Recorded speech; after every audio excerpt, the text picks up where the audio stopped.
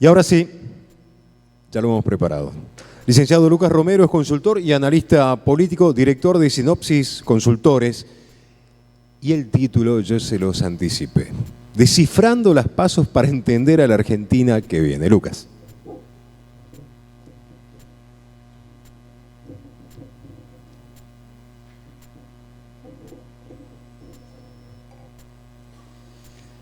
Bueno, buenas tardes a todos. En primer lugar, felicitar el entusiasmo de querer escuchar hablar de política en esta tarde difícil. Y en este momento particular de la Argentina, un momento de mucha incertidumbre, hay mucha necesidad de saber hacia dónde está yendo la Argentina. Y este domingo teníamos una gran oportunidad de, bueno, empezar a ver algo de eso que viene. Y había mucha expectativa por este resultado de las PASO, así que el objetivo es un poco hacer una autopsia de este evento sismográfico que tuvimos en la Argentina este domingo. Las PASO, ¿esto funciona ahí? Las PASO tienen una función en la Argentina que es que le da la oportunidad a la gente de elegir a los candidatos, seleccionar la oferta. Y efectivamente las PASO cumplieron esa función, la primera función, así que vamos a hacer lo primero que es, bueno, acá tenemos... Esta era la oferta variada que teníamos en la Argentina este domingo en la PASO y vamos a limpiarla porque mucha de esa oferta ya quedó en el camino. Y nos han quedado 5 fórmulas, solamente 5. 5 que a fuerza de asignarle algo de realidad en términos de competitividad a los actores, la vamos a reducir a 3. Porque efectivamente son 3 fuerzas las que han quedado con reales chances de disputar esta elección presidencial. 3 fuerzas que han sacado esos porcentajes que ustedes ven allí, muy parejos, menos de 3 puntos de diferencia entre una y otra fórmula. Una elección muy competitiva. Lo que la vicepresidenta llamó escenario de tercios finalmente se confirmó. 3 actores en los mismos niveles de competitividad. Ustedes ven allí porcentajes, esos porcentajes están calculados sobre votos afirmativos, no sobre válidos, que es como lo vimos el domingo a la noche. Y lo calculo sobre votos afirmativos porque es la forma en que se calcula en octubre. Con lo cual, el piso del que parten es este, ¿no? Cada uno en esos porcentajes, 31,6 La Libertad Avanza, 29,7 Juntos por el Cambio y 28,7 Unión por la Patria. Vamos a analizar un poquitito fortalezas y debilidades. Claramente fue un resultado catastróficamente histórico para el peronismo. Nunca el peronismo había sacado menos de 30% en una elección presidencial. Es la peor elección presidencial del peronismo en su historia. El contexto anticipaba que podía ocurrir, ocurrió. Aún así, es un resultado abierto todavía para el peronismo. Quizás allí hay una oportunidad, allí hay un activo, decir, bueno, nos fue muy mal, pero todavía estamos en la pelea. Y este puede ser una lectura posible del oficialismo, pero además tiene quizás la ventaja de decir, estoy compitiendo contra 2 fórmulas que se parecen bastante, y esto quizás me da margen para tener un campo de voto disponible un poco más amplio. Esto podría decir Massa pensando positivamente o mirando el medio vaso lleno. El problema de Unión por la Patria es el medio vaso vacío, y el medio vaso vacío surge también de lo que ocurrió el lunes.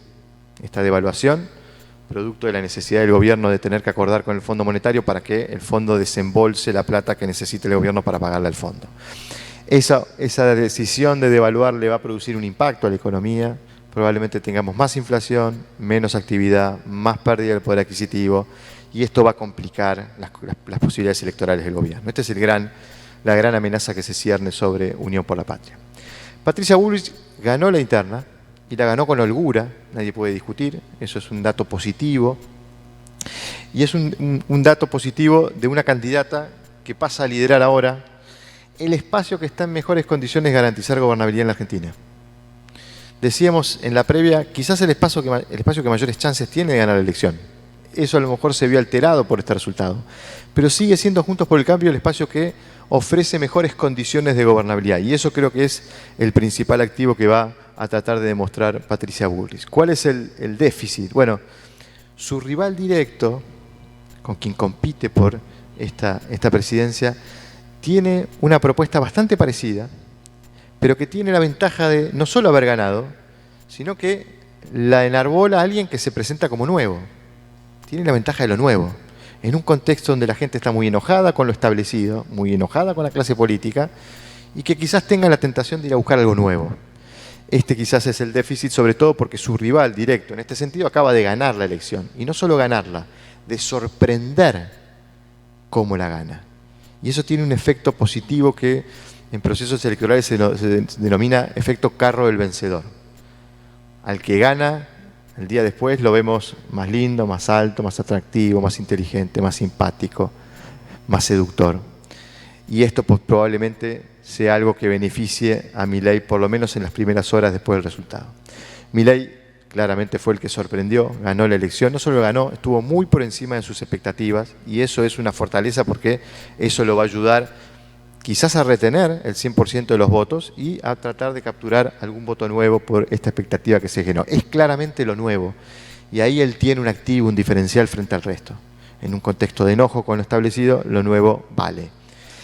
¿Cuál es el déficit? Bueno, el déficit es que es un candidato que tiene propuestas muy radicales, en algunos casos propuestas que difícilmente reúnan amplios consensos sociales, aún así él las sostiene, pero quizás el principal talón de Aquiles es ¿cómo hace Milei para gobernar? Y esta es la pregunta que no ha podido responder de manera convincente. Y es la pregunta que cuando uno mira la escena y la analiza, dice, bueno, pero no se visualiza una forma en la que Milei pueda ejercer el poder, implementar su programa de gobierno y económico particularmente. Entonces, creo que allí va a estar el principal déficit, que es lo opuesto a lo que ofrece Bullrich, que es gobernabilidad. Ahí pareciera ser un poco el contraste. Pero en todo caso, una pelea pareja, cada uno tiene sus propios desafíos. Pero me quedaría también con esta idea de que, bueno, Milei logró buena parte de lo que se necesita para poder llegar a un eventual balotaje, ¿no? Este es un poco lo que deja el resultado de la PASO, es claramente el que mayores chances tiene de ganar la elección, de ganar el acceso al balotaje. Fíjense el mapa, un mapa que venía siendo azul, allá en 2015 y 2019 aparece una mancha amarilla en la zona central del país, sobre todo en la zona eminentemente agropecuaria, y ahora aparece un mapa que en la zona central, más o menos, provincia de Buenos Aires conserva la forma, en el interior del país se pinta de violeta, todo violeta, ¿no? Y ahí aparece una punta de pensar en qué punto, en qué aspecto también Milei avanzó sobre terreno peronista, avanzó cooptando voto del peronismo para poder producir un mapa de estas características. Claramente lo vamos a ver a partir de este gráfico que les voy a mostrar. Este es el resultado de la elección, allí lo tienen los valores en porcentajes afirmativos, pero fíjense, cuando uno analiza la progresión de las últimas dos elecciones, voy a tomar en consideración la elección general, porque quiero saber de dónde venimos políticamente, cuánto sacaron estos actores en las últimas elecciones, en las elecciones que contaron. Y cuando ven esa progresión, miren las franjas amarillas y azul, fíjense cómo se achicaron. Y fíjense los 7.116.000 de Milei, cómo es difícil explicarlo a partir de que él le haya robado solo a una coalición. Le robó a todos. Y con eso construyó esos 7 millones de votos sobre una base más chica, fíjense, 11 millones de ausentes. Si le sumo el voto blanco, 12 millones y medio de personas o votaron en blanco o no fueron a votar. Es muchísimo. Es muchísimo. Y ahí hay, obviamente, parte del voto disponible. ¿Cuánto habrá disponible? Bueno, parte del voto blanco puede pasar afirmativo, parte del voto que no votó puede ir a votar, bueno, ahí tenemos un 3,2 de gente que eligió partidos políticos que no superaron el umbral, van a tener que ir a buscar una nueva oferta electoral. Así que va a haber entre 3 millones y 3 millones y medio de votantes disponibles bajo disputa. Habrá que ver después, digamos, si logramos llegar a los 4 millones, pero mucho voto dando vuelta para una elección muy pareja. Este es el mapa y acá vemos de cómo se distribuyeron los apoyos. Fíjense la intensidad de los colores violetas en el último, a lo largo y ancho del país. Juntos por el Cambio pareciera haber concentrado fortaleza en la capital y en la provincia de Buenos Aires, pareciera haberse debilitado en el interior del país. Y el peronismo que sigue manteniendo fortalezas en algunas provincias del norte, del noreste, pero ha perdido también intensidad del color azul a lo largo y ancho del país en diferentes lugares, lo cual habla del retroceso del peronismo. Pero independientemente de esos lugares de fortaleza de las dos principales coaliciones, fíjense qué interesante este dato. Fuimos a buscar el 100% de los votos de cada uno, lo distribuimos por provincia y nos encontramos con que Milei tiene esta curiosidad de que junta el 40% de sus votos provienen de las 19 provincias más chicas. No le fue bien en Capital, salió tercero. No le fue bien en Provincia de Buenos Aires, salió tercero.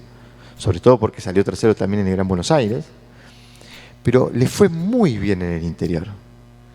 Fíjense que lo comparamos contra Juntos por el Cambio, 28% Juntos por el Cambio de su caudal electoral en esas provincias.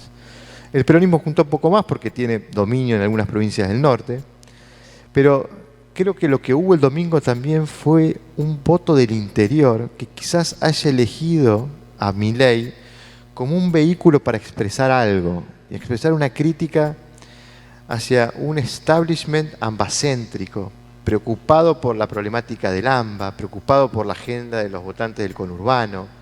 Fíjense que los dos principales dirigentes políticos de la Argentina en los últimos 20 años están anclados política y territorialmente en el AMBA.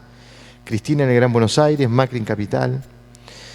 No puede haber habido un electorado del interior que dice, che, ocúpense de nosotros también. No es solo el conurbano. Es cierto, hay mucho voto ahí. 1 de cada 4 votos salen del conurbano. Más la capital, estamos hablando de mucho voto. 1/3 de los votos salen de ahí. Pero la dominancia de la política metropolitana ha sido tremenda y quizás Milei exprese eso también. No buscándolo, no deseándolo, pero confrontando contra la casta. Quizás el electorado del interior lo vio como una confrontación contra ese establishment político del AMBA. Trump en Estados Unidos, cuando llega al poder, él confrontaba contra el establishment de Washington. Decían, son políticos que están preocupados por sus problemas, que no se preocupan de los problemas de la gente y que no le resuelven los problemas a la gente. Bueno, algo de esto pudiera haber habido en Milei que generó esta atracción de voto del interior. Fíjense el peronismo, la línea verde es cómo le fue, cómo performó en las provincias en el 2023, muy por debajo de las últimas 2 elecciones, una elección muy mala del peronismo en comparación a la del 2019 sobre todo. Datos interesantes que nos marcan un poco las características gruesas de este electorado. Vamos a hablar también de la provincia de Buenos Aires, que siempre es importante.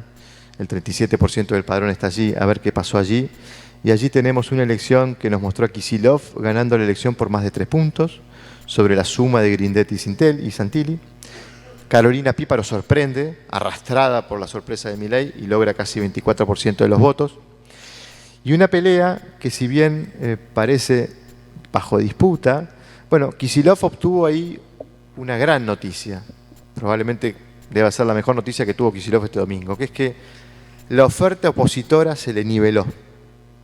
Se repartieron casi equilibradamente los votos. Y eso puede desorientar respecto de, che, bueno, ¿a quién hay que apoyar para ganar la Kicillof?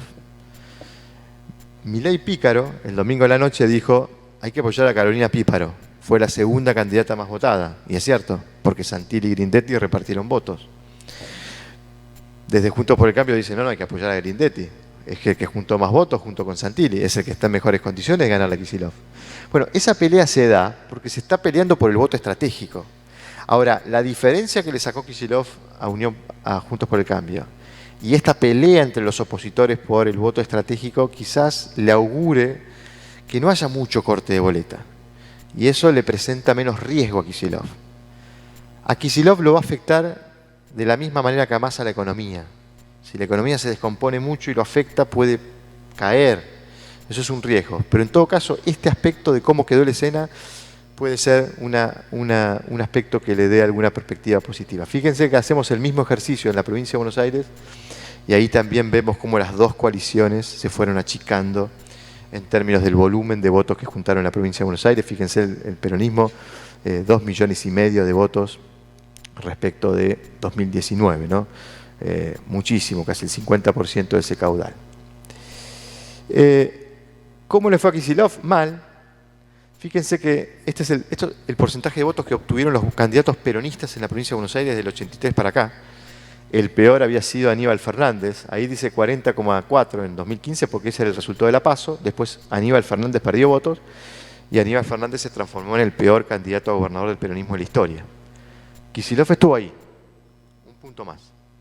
Es decir, no fue una buena elección de Kicillof, pero aún así la división del voto opositor le permite decir, bueno, quizás la provincia la retengo.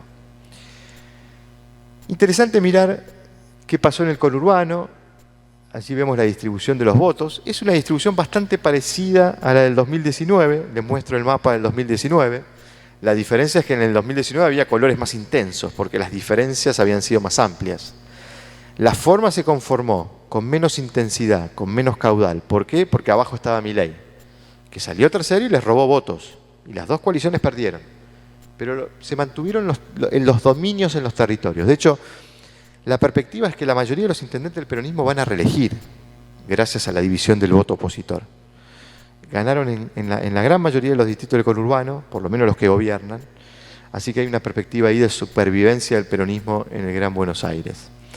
Interesante este dato que les voy a mostrar. Bueno, esta es la performance del peronismo en el Gran Buenos Aires, lo cual marca, todos esos cuadros que están en rojo marca el peor desempeño del peronismo en ese municipio. En muchos municipios el peronismo tuvo su peor performance. Aún así ganó muchos de ellos. ¿Por qué se explica esto? Por la división del voto opositor. En la Argentina el clivaje socioeconómico, ¿no? Y esto se ve muy bien en el Gran Buenos Aires. Este gráfico, a ver si lo logran entender bien. El eje horizontal nos muestra el promedio de nivel socioeconómico de los circuitos electorales. Les voy a mostrar circuitos electorales. Es como si habláramos de los barrios del Gran Buenos Aires. Y el eje vertical me muestra una zona alta de triunfo del Frente de Todos y una zona baja de triunfo de Juntos por el Cambio. Dependiendo en qué lugar esté el punto, en ese circuito ganó Juntos por el Cambio o ganó el peronismo. Fíjense lo que nos mostraba la elección en 2019. Fíjense la correlación. A menor promedio nivel socioeconómico del circuito, mayor el triunfo del peronismo en el circuito. A mayor promedio nivel socioeconómico del circuito, mayor probabilidad de triunfo de Juntos por el Cambio. Esto fue en 2019. Después tuvimos en 2023 esta distribución. Se conserva un poco más baja. ¿Por qué? Porque la relación fue más pareja. No tan a favor del peronismo como en 2019. ¿Y esto por qué es importante? Porque esto significa que los sectores de menores recursos tienen mayor predisposición de voto al peronismo. ¿Y qué es lo que viene pasando en Argentina? ¿Cuál es la principal consecuencia de la política económica? La inflación. Esto que ven acá es el porcentaje de menciones a la inflación que nos cuenta la gente en nuestros estudios mensuales nacionales. La línea naranja nos marca la preocupación por la inflación. Fíjense cómo subió en los últimos años. Y la línea azul nos marca el porcentaje de preocupación por la inflación de los propios votantes del Frente de Todos. ¿Qué nos dice el gráfico? Que los votantes del oficialismo están más preocupados por la inflación. Porque la inflación afecta más a los que menos ingresos tienen. Fíjense, en deciles en el 2022, los que perdieron más recursos, más poder adquisitivo, fueron los deciles más bajos. Son los que más sufren la inflación. O sea, la está sufriendo los sectores bajos de Gran Buenos Aires, están sufriendo la consecuencia de esta política económica de un gobierno peronista. Y eso es interesante porque fíjense lo que pasó en materia de participación. El mapa nos muestra los niveles de participación. Ustedes ven ahí una zona casi blanca. Si se fijan en la referencia, son los niveles más bajos de participación, en donde más faltó la gente a votar. En esos circuitos del tercer cordón del Gran Buenos Aires. Fíjense la comparación contra 2019. Ahora, ¿por qué es llamativo? Porque si lo comparamos con el mapa electoral del 2019, lo que vamos a ver es que los circuitos en donde más cayó la participación son los circuitos en donde el peronismo arrasó en 2019. Conclusión, no les está yendo a votar su base electoral. Esto ya pasó en 2021.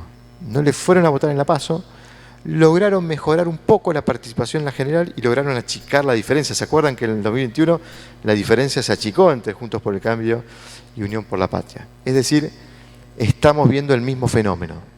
Votantes probablemente enojados que se desafectan del proceso. No es que van a votar oposición, pero se desafectan. No van a votar.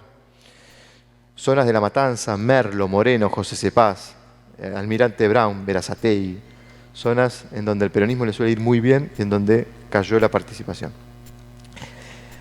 De hecho, lo pueden ver acá en este gráfico. Cuanto más cayó la participación en el circuito electoral en relación a 2019, los puntos aparecen en la parte alta. ¿Qué significa? Son circuitos en donde el peronismo ganó por mucha diferencia en 2019. nos está marcando este fenómeno desde otra perspectiva. Y otro dato interesante es, ¿qué pasó con Milei? Y vamos a tomar de vuelta el GBA como prueba de laboratorio. ¿Quién votó a Milei? Y fíjense lo que nos encontramos en este análisis. De vuelta a la escala socioeconómica, en el eje vertical, el porcentaje de votos obtenidos por Milei. Y lo que vamos a ver es esto, que es a mayor cantidad de votos de Milei, menor el nivel socioeconómico del circuito electoral. El compañero Javier Milei, casi un candidato peronista, ¿no? Que saca muchos más votos en los segmentos bajos. Esto se vio en la capital también, le fue muy bien en el sur de la capital a Milei. Le fue muy bien en la Villa 31, le fue muy bien en zonas marginales. Es un electorado que lo empieza a ver como alguien que le genera alguna expectativa de cambio. Me parece interesante remarcarlo porque nos ayuda a entender también la composición de Milei. Hablamos mucho del voto joven, hablamos mucho del voto masculino, son dos características del voto a Milei. Bueno, también está conectando con algunos sectores de bajos recursos y le fue así en el Gran Buenos Aires. Fortalezas políticas, si traducimos esto en el Congreso, fíjense el mapa que nos queda, acá se los pongo blanco sobre negro para las tres principales coaliciones, 107 diputados Juntos por el Cambio, 27 senadores. Antes de la PASO proyectábamos que podía estar cerca de 120 y cerca de 35 senadores. Fíjense en estos términos lo mal que le fue a Juntos por el Cambio en relación a la expectativa que tenía. Pero lo que nos marca esto es que nos hemos alejado de la posibilidad de que alguna fuerza política esté en condiciones de gobernar de manera autónoma, sin tener que buscar acuerdos en el Congreso para sancionar leyes. Y ni que hablar si miramos lo de Milei. 8 senadores, 40 diputados. Milei tiene que salir a buscar, si se repiten estos resultados, 29 senadores y tiene que salir a buscar 80 diputados. Muchísimo, para poder sancionar leyes. Él habla, voy a hacer esta reforma, voy a hacer la otra, reformo esto, reformo aquello, reformo... Son todas leyes. Y ahí es donde surge la pregunta, bueno, ¿y cómo se sancionan esas leyes? Entonces, esto es un aspecto interesante que nos deja el proceso, nos está advirtiendo de que vamos a tener más fragmentación política de la que creíamos. Y eso no es bueno para el proceso político que viene. El mapa político del país es interesante también. Juntos por el Cambio va posiblemente a gobernar 10 o más provincias. Faltan definirse algunas. El peronismo solo 5. Es inédito esto. Desde 1983 a la actualidad, nunca una misma fuerza no peronista gobernó más de 10 distritos. Estamos viendo una escena inédita. Nunca vimos esto en la Argentina, desde el 83 para acá. Siempre la Argentina fue territorio de dominio peronista, en el interior sobre todo. Ha cambiado la escena. Ahora, busquen algún gobernador de Javier Milei. No los tiene. Tampoco tiene gobernadores. Y eso es importante porque es otra fase de la dimensión de la gobernabilidad. Y no tiene muchas chances de lograr triunfos. En todo caso, podría tener la expectativa de Píparo en Provincia de Buenos Aires, pero claramente está lejos. Veamos un poquitito entonces, este es el resultado, esta es la autopsia, un resultado sorprendente que nos cambió un poco perspectiva respecto de qué nos vamos a encontrar el 10 de diciembre.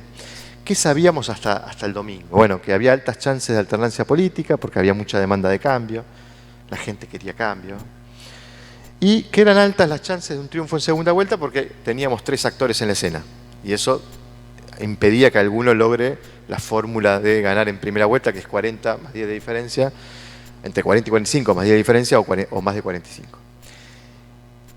Pero desconocíamos aspectos esenciales, ¿no? El año pasado veíamos esta escena, como Juntos por el Cambio, la principal opción, el oficialismo, Milei un poco rezagado. En abril, mayo empezamos a ver esto. Ahí Cristina habló del escenario de tercios y finalmente fue esto, ¿no? Un escenario de mucha paridad. ¿Qué puede pasar? Vamos a empezar a analizar un poquitito ahora de acá hacia octubre, ¿no? Bueno, lo primero para decir, los votantes de Milei difícilmente quieran irse de ahí. acaba de ganar la elección, sorprendentemente. ¿Por qué el votante, el que votó a Milei, dije, no voy a votar ahora? Probablemente tenga el entusiasmo de seguir votando y Milei va a tener la posibilidad de sumar más votos. Así que ahí no vemos mucha dificultad y como lo decíamos hoy, realmente Milei tiene prácticamente asegurado el ticket a la segunda vuelta, después lo vamos a analizar. ¿Qué puede pasar con Massa? Bueno, Massa tiene que retener los votos de Graboy y evitar que se le vayan a votar izquierda. Ahí hay un complejo desafío para Massa. Pero además, tiene que ir a buscar los votantes que no votaron, porque Massa necesita recuperar para pasar un segundo a un primer lugar, si no se queda fuera del balotaje. Y Bullrich, bueno, Bullrich también tiene el complejo desafío de ir a retener los votos de Larreta. Pero yo diría, tiene más que nada el desafío de reconstruir los vínculos con los actores políticos dentro de Juntos por el Cambio, a quienes ha agredido mucho en la campaña. Algunos de ellos los trató, son 2 votos, y ahora los necesita. Los tiene que ir a abrazar, los tiene que convocar, los tiene que consustanciar y les tiene que pedir, ayúdenme a juntar los votos que juntó Larreta, porque los necesito. Entonces es un complejo desafío para una dirigente que ganó la interna, pero parece un triunfo medio pírrico, porque le costó mucho y terminó el espacio saliendo segundo. ¿Puede tener fugas Bullrich? Sí. Puede haber algún votante de Larreta que se tiente de ir a votar otra cosa, Schiaretti o alguna Massa. Puede haber algún votante de Bullrich que se tiente de ir a votar a Milei. Dice, uy, no, ganó Milei, me gusta más Milei. Entonces va a tener un desafío para retener. La fuga hacia el voto hacia Massa puede estar neutralizada por la crisis económica. ¿Quién va a ir a votar un gobierno que se descompone económicamente? El tema es la competencia con Milei por votantes que en muchos casos piden lo mismo, ¿no? Ahí tiene un desafío Patricia Bullrich. ¿Qué escenarios vemos? Bueno, puede darse una escena de polarización centrífuga. ¿Qué significa esto?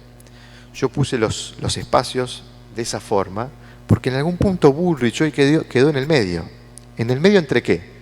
Entre la continuidad política y el cambio profundo que ofrece Milei, siendo un dirigente nuevo. Bullrich es una opción intermedia en eso. No es nueva, es dirigente, propone un cambio, pero pareciera que el de Milei es un cambio mucho más radical.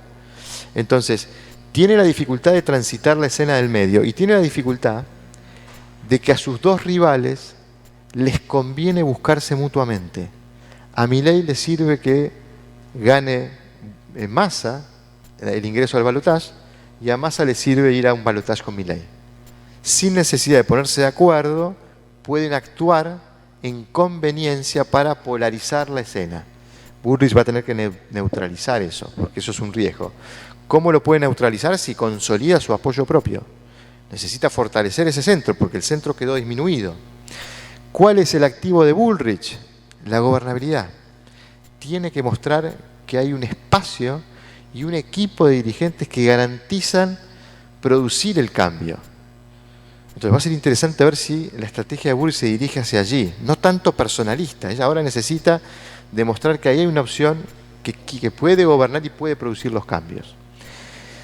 La otra opción, obviamente en aquel escenario de polarización centrífuga, lo que se produce es que los votantes del centro empiezan a decir, che, parece que la opción es entre Massa y Milei. Y eso puede producir algún riesgo de fuga. La otra opción es que se produzca una descomposición del oficialismo, ¿no? La crisis económica se profundiza, la inflación se descontrola, el dólar se descontrola. Y en algún momento Massa va a empezar a perder competitividad. Esto nos depositaría en una escena de un balotaje opositor, ¿no? Entonces aparece Bullrich proponiendo este activo de la gobernabilidad, Milei diciendo yo soy la opción real de cambio, y un balotaje entre Bullrich y Milei en donde Bullrich tiene ventaja competitiva por estar en el centro y poder capitalizar un potencial voto anti-Milei o anti-riesgo Milei, ¿no? Entonces, por eso es un escenario que no le conviene a Milei le conviene Massa. Y la tercera pregunta es, ¿y puede ganar Milei en primera vuelta con este impulso? ¿Puede producirse una migración de votantes o los votantes nuevos que vayan a Milei y logre el 40 y una diferencia de 10? Difícil establecer en pocas horas la probabilidad de ocurrencia de esto, pero probablemente no sea cero. Probablemente no sea cero. Esa probabilidad está y va a haber que analizarla con el correr de los días, de las horas, de los estudios, de verlos actuar a los actores y ver cómo reacciona la gente frente a esta escena, pero efectivamente si se producen las dos combinaciones, crisis económica, Bullrich no logra consolidar el apoyo interno, no logra mostrar que hay unidad en Juntos por el Cambio, no logra transmitir que hay gobernabilidad, y eventualmente hay alguna migración de votantes liberales hacia Milei, bueno, ahí pudiéramos estar en una opción de un triunfo en primera vuelta para Javier Milei. ¿Por qué digo que Milei, por qué no evalúo la posibilidad de que el balotaje sea entre Massa y Bullrich?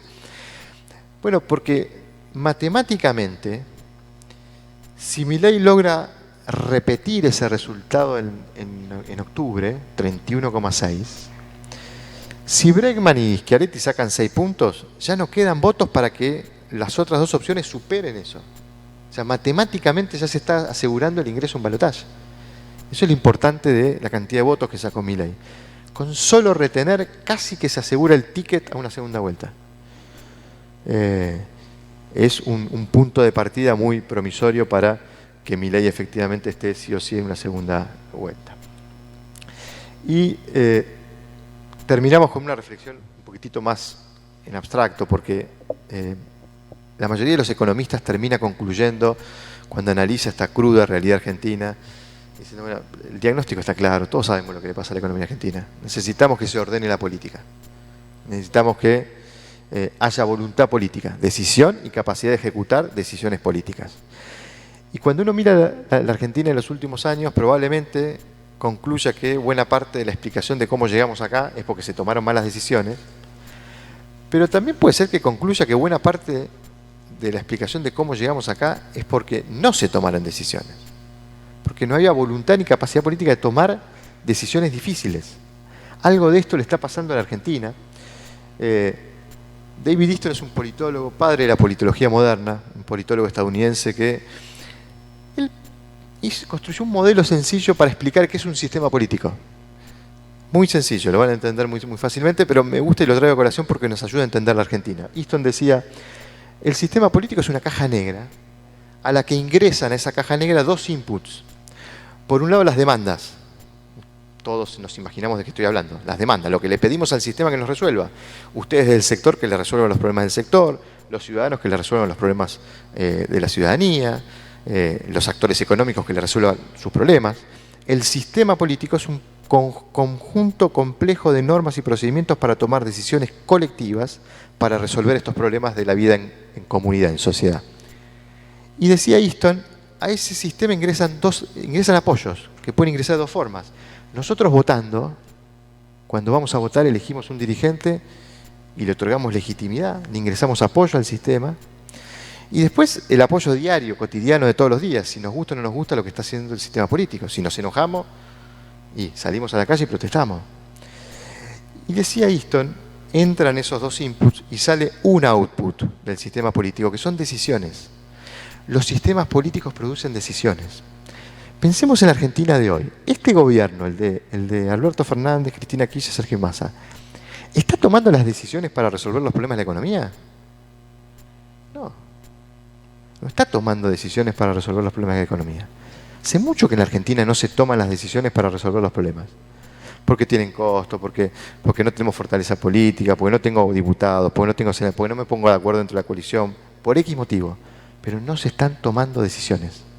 Y cuando las decisiones no se toman y se postergan, en un momento la realidad las impone por la fuerza. Bueno, este es el cuadro de la Argentina. Un sistema que no produce decisiones y que, bueno, en algún momento las decisiones se presentan en la realidad por la fuerza. Y quizás este voto a Javier Milei es una expresión de eso. Es una expresión de rechazo a cómo el sistema ha venido administrando esta forma tan sencilla de funcionamiento, que es que tiene que tomar decisiones para resolverle las demandas a la gente. Tenemos un sistema bloqueado, que no produce decisiones y que no resuelve las demandas ciudadanas, no resuelve las demandas de la gente y que lentamente se va deslegitimando. Y este es el problema de la Argentina. Fíjense lo que es la agenda económica, ¿no? Quiero avanzar rápido, pero la multiplicidad de problemas económicos que hay por resolver. La situación fiscal, ordenar las tarifas, los subsidios, los precios relativos, precios, salarios, ordenar todo el sistema de precios de la economía, avanzar con reformas estructurales, reforma previsional, reforma impositiva, reforma laboral, ordenar todo el frente financiero, las reservas, quitar las restricciones cambiarias, establecer una política cambiaria razonable para la economía, un tipo de cambio razonable de equilibrio, bueno, obviamente generar dólares, una agenda muy compleja. Esta agenda es la que va a enfrentar el presidente que sea electo el 10 de diciembre. Y para enfrentarla se necesita mucha fortaleza política. Quizás los candidatos nos ofrecen diferentes perspectivas por ahí. Massa nos ofrece la posibilidad de ordenar la línea del medio, lo fiscal, las tarifas, la inflación, en paz social, porque el peronismo controla la conflictividad social. Ahora, no sabemos cuánto más va a poder controlar esa conflictividad social, pero quizás él dice, yo lo puedo ordenar, déjenme, yo soy el que garantiza orden económico y paz social. Lo ha dicho muchas veces Massa. Bueno, da la sensación que pareciera no estar pudiendo ordenar ni siquiera el orden económico. Milei te dice, yo agarro la motosierra y avanzo con todo. Reforma laboral, previsional, sistema de salud, sistema educativo, doy vuelta al Estado. Tuve el otro día en televisión y tachaba así, esto vuela, vuela, vuela. ¿Y con qué fortaleza? Porque está bárbaro, buenísimo, pero ¿se puede hacer? ¿Es posible? ¿Cómo lo hace? Bullrich nos pudiera dar un promedio de fortaleza política para avanzar con condiciones de gobernabilidad y con alguna aspiración de avanzar con cambios profundos. En ese punto pareciera ser el mejor promedio y de vuelta es la que ofrece mejores condiciones de garantías de gobernabilidad. Ahora quedó segunda y está tecleando. No sabemos cómo va a llegar a octubre, ¿no? Es una gran incertidumbre allí. Pero en todo caso quería combinar esta descripción del proceso político con esta agenda económica tan compleja. Y termino con esto, porque yo creo que la matriz del proceso político está guiada por 4 dimensiones. Por un lado, ¿qué tipo de cambios se van a buscar en la Argentina? ¿Cuán profundos? ¿A qué velocidad? Eso te va a determinar qué nivel de fortaleza política vas a necesitar para producir esos cambios. Y ese tipo de cambio que vos vas a buscar te va a determinar qué nivel de resistencia vas a tener a los cambios. Y finalmente, la cuarta variable que es y la gente, porque la gente está esperando que esto se resuelva y rápido. Hace mucho que venimos sufriendo esta situación. Entonces, administrar la expectativa de la gente, que la gente tenga paciencia en esperar los resultados de los cambios que se producen. Bueno, parece ser que la función acá es ecualizar esas 4 dimensiones, buscar el tipo de cambio necesario en función de la fortaleza que se tiene, de la resistencia que se va a poder sortear, y de la expectativa de la gente que se va a poder administrar. Bueno, hay que buscar el punto de equilibrio en todo ese diagrama y ese va a ser el desafío del presidente entrante. Cómo administrar estas 4 dimensiones de la matriz política y no morir en el intento y poder llevarnos a una Argentina mucho más saludable, mucho más vivible y que pueda generarnos expectativa de que podemos tener un país mejor. Muchas gracias.